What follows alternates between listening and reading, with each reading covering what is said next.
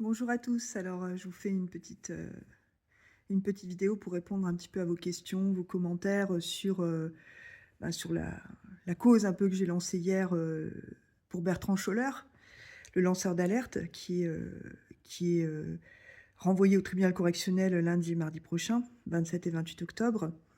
On me demande, mais est-ce que c'est une bonne cause? Euh, Bien sûr, c'est la cause des causes, la liberté d'expression. C'est-à-dire quand vous avez plus de liberté d'expression, c'est ça la marque de la dictature.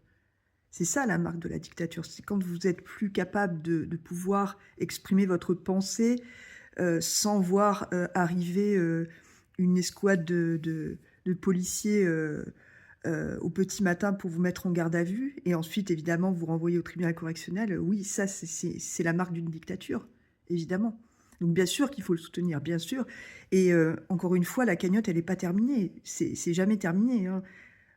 Un procès comme ça, pour un avocat, avoir un avocat, c'est extrêmement cher. C'est pas du tout du montant de sa cagnotte actuelle, hein, qui est, je crois, de 9 000 euros, etc. Des frais de défense comme ça, pour un procès de cette importance, c'est extrêmement cher.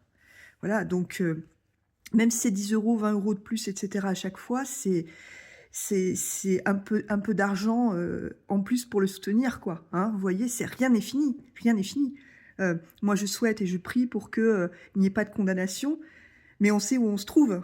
Et il en a conscience aussi, on sait qu'on est en France et que c'est éminemment politique, les procès contre les lanceurs d'alerte. Hein. Je suis bien placée pour le dire, quand même. Donc, rien n'est fini. Moi, je souhaite vraiment qu'il y ait des vices de procédure, des choses qui permettent de dégager cette action en justice contre eux, parce qu'il n'est pas le seul, il y a aussi Aurélien Poisson, hein, je crois que c'est son nom, donc alias Zoé Sagan. Ben, voilà, on part là dans une machination énorme. Donc, bien sûr qu'ils ont besoin d'être soutenus financièrement, et moi, je lance cet appel encore une fois pour Bertrand Scholler, parce que j'en avais déjà parlé dans des lives précédents, voilà, dans des lives. Mais bien sûr que c'est fondamental. C'est là qu'il faut montrer qu'on n'est pas d'accord. C'est là qu'il faut montrer qu'on n'est pas d'accord. Parce que si vous voulez, Bertrand, il se sent seul. Évidemment qu'il se sent seul. Parce qu'il n'y a pas assez derrière, il n'y a pas assez de monde derrière lui. Évidemment que les lanceurs d'alerte se sentent seuls. Surtout ceux qui sont considérés par les plus menaçants, dangereux, je veux dire, du point de vue de la liberté d'expression pour le système. Voilà, ils sont dangereux pour personne d'autre, sauf pour le système. Et donc forcément, ils sont seuls. On se retrouve seuls dans cette situation. Face à un tribunal, voilà, on sait comment ça se passe. Vous imaginez bien comment ça se passe. Ils vont pas arriver là avec, comment dire, les mêmes garanties, les mêmes droits que tout le monde. C'est pas vrai, ça. C'est pas vrai, ça. Ce n'est pas vrai. Donc, un procès comme ça, c'est extrêmement violent. C'est extrêmement violent. Déjà parce qu'il ne devrait pas être traîné dans ce tribunal, dans cette salle d'audience. Mais en plus, déjà ça c'est d'une grande violence. Mais en plus, le déroulement d'une audience comme ça, c'est un vrai rouleau compresseur. Je ne vais pas dire qu'ils n'ont aucune chance, parce que moi j'ai la foi. Bertrand Scholler est un chrétien exactement comme moi. Et en tant que chrétien, on a la foi. Donc bien sûr qu'on y croit, bien sûr qu'il faut se battre, etc. Mais en même temps, on est parfaitement conscient de ce à quoi on a affaire en face. On sait qu'on n'est pas à armes égales avec celle qui est en face. Hein, Brigitte Macron, on n'est pas à armes égales. Ça devrait même pas se produire, ça. Ça devrait pas. Parce que, si vous voulez, il y a quelque chose qui est biaisé d'avance, évidemment. Parce qu'on ne peut pas être mis sur un pied d'égalité avec cette personne, évidemment. Et les juges le savent parfaitement. Ça devrait même être interdit de faire ça. Hein. Vous voyez, c'est pas sain déjà, ça. C'est pas sain. Parce que comment voulez-vous que les juges ne soient pas influencés par le statut de cette femme de président? Parce que le statut de première dame de France, ça n'existe pas, hein, que ça soit clair. C'est juste la femme du président. Voilà. C'est pas une première dame. Ça n'existe pas. Ça, c'est aux États-Unis. Hein. On veut toujours importer en France des traditions et même des statuts juridiques qui n'existent pas en France. Elle n'est pas première dame de France. Point barre. Et à ce titre-là, elle n'est que femme d'eux. Et elle ne devrait pas bénéficier d'un statut, et même d'un statut comme ça moral, comme quoi elle est première dame de France, donc on peut pas l'attaquer, donc etc., etc. Ça met en cause l'État, rien du tout, ça ne met en cause rien du tout, puisque elle n'a pas de statut.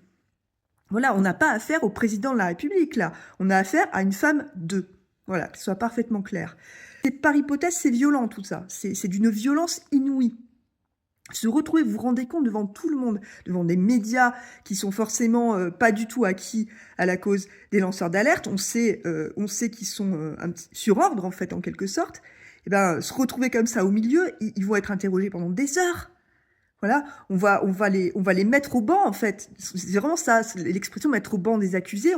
Donc pourquoi c'est important là? Parce que bien sûr, ils risquent de la prison. Alors, normalement, ça n'arrive pas. Normalement, le pire qui puisse arriver, c'est du sursis, normalement, hein, voilà.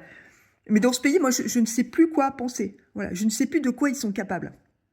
Voilà, donc c'est pour ça que j'attire votre attention. C'est extrêmement grave ce qui se passe. C'est extrêmement grave et on ne sait pas où ça peut mener. C'est en roue libre contre les lanceurs d'alerte. C'est en roue libre.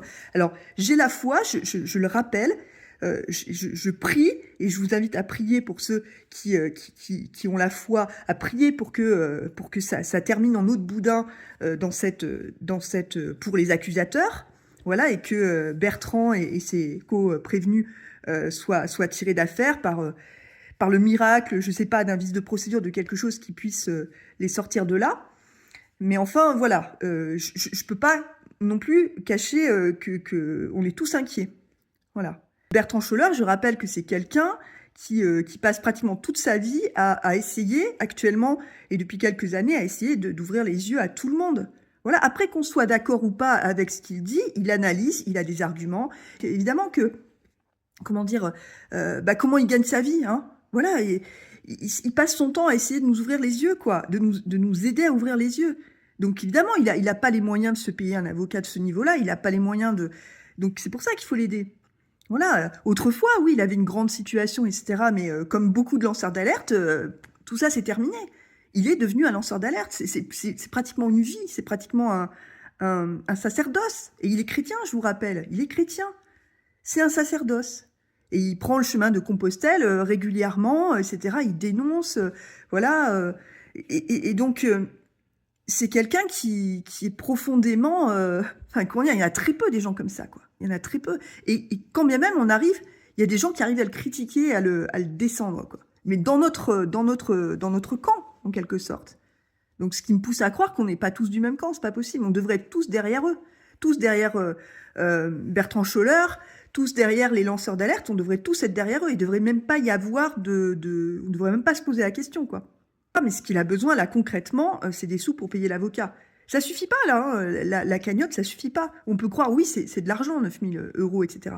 Mais ça ne suffit pas, je vous garantis, pour des procès comme ça. Hein. Moi, vous savez que c'est pas la première fois que j'essaie d'aider d'autres lanceurs d'alerte et d'autres personnes en difficulté. Parfois, les montants des frais d'avocat, c'est 17 000, 18 000 euros. C'est le double de ça. C'est énorme. Et je vous rappelle que pour certaines cagnottes, par exemple de policiers, ça a dépassé plus d'1 million d'euros. Alors vous voyez, 9 000 euros par rapport à 1 million d'euros, vous voyez, on n'est plus du tout dans les mêmes proportions là. Et nous, voilà, on hésite à le défendre, on hésite à le soutenir, mais non. Quand c'est des policiers, ils sont tous derrière eux, hein. Par contre, quand c'est des lanceurs d'alerte, voilà, là c'est problématique. Là, il faut continuer à faire des appels, etc. Si vous avez la possibilité, voilà, tapez sur Google cagnotte Bertrand Scholler. Merci pour lui.